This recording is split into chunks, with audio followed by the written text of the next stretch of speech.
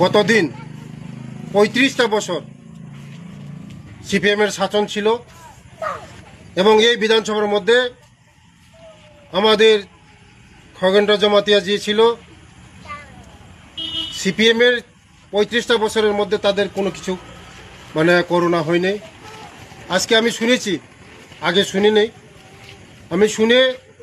আমি দূরে এসেছি ওদের বাড়িতে।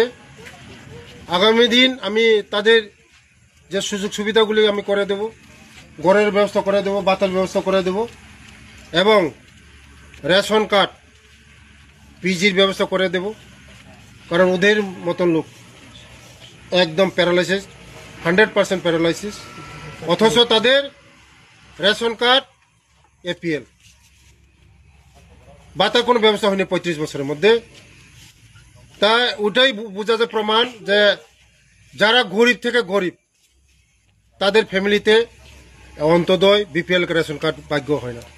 আর যার গাড়ি বাড়ি নারী সব কিছু আছে, সিপিএমের টাবর নিয়ে তার লিডার, তাদের বাড়িতে অন্তদয় রেশন কার্ড এবং বিপিএল রেশন কার্ড। তার জন্যই আজকে ৩৫ বছর পরে ওদেরকে বিদায় করেছে। আমি আমার বিধানসভার এটা আমি দেখব, আগামী কিছুদিনের মধ্যে আমি সব কিছু ব্যবস্থা করে দেব।